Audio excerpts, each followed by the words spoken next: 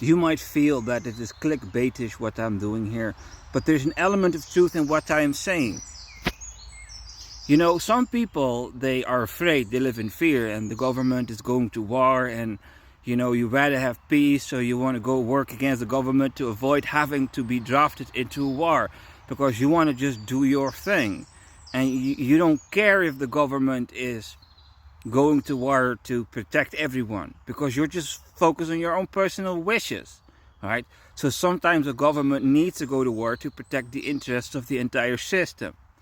And some people, they just don't fit in the system, or they don't like the system, or they think the system treated them unfairly, and then all of a sudden they go and get involved in you know, other systems, and all of a sudden they start committing treason, and all of a sudden, you know, a nightmarish killer demon is released upon you. You know, if one nation here in the West chooses to want to shift into another power block's sphere of influence, then that nation all of a sudden is forming a threat to all the other nations. So people can truly get stuck in their narrow-minded, selfish-oriented way of trying to avoid having to go to combat.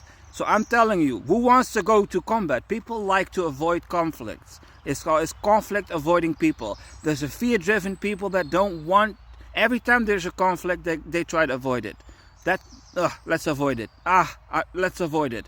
So people that just perpetually try to avoid every form of conflict tend to bow to evil people to stay out of trouble. I just want to stay out of trouble. So we have all these cowards in the West, and they just want to stay out of trouble, and they go like, if we just bow to Russia. That's a little bit the way how it enters for most people when they become pro-Russia. Some people actually have actual pro-Russian affinity and feelings, but most of the time here in the West, it's people are not very happy with their life, and all of a sudden you get pro-Russian movements in the West.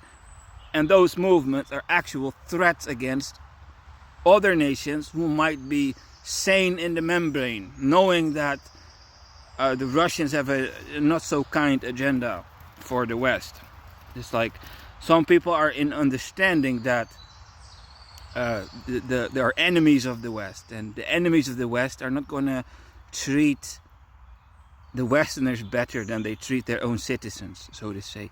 So not everyone has this access to the level of intelligence to know that. So they sometimes just bow to an invader. And usually in the history, you see that they get killed, because if you betray your old master, you will betray your new master. So there's all kinds of deeper levels of intelligence people don't know. They're impulse-driven, fear-driven, so all of a sudden they start doing pro-Russia politics. Well, I'm telling you, there's no more patience for that. Satan in the White House, I'm not saying the White House is doing it, but I'm saying the power is controlled there of this system. And so the demons do that agenda, and they started letting everyone know to not do what they are doing. And the same thing counts for that Iranian situation, ladies and gentlemen. There is no more tolerance for anti-Israel movement. So there's patience and patience and patience, and the nightmare started. You know, most people don't see this coming, so I'm giving you this alarm signal. You can hate on the Jews, and hate on the Jews, and hate on the Jews, and say you're not an anti-Semite, and say you can keep criminalizing the Jews, and you can keep saying you're not a Jew hater, and all of a sudden the patience of God is withdrawn. The Bible says in the book of Job, Satan went to God, and Satan asked God permission to destroy someone. Well, God gave permission to destroy the perpetual Jew hater that is living in denial.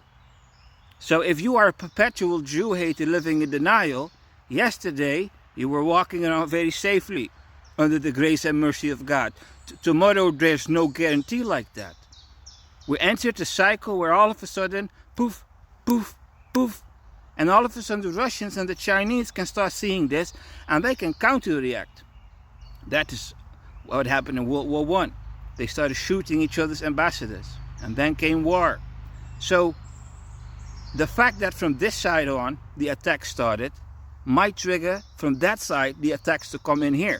So I'm telling you, America is losing control fast.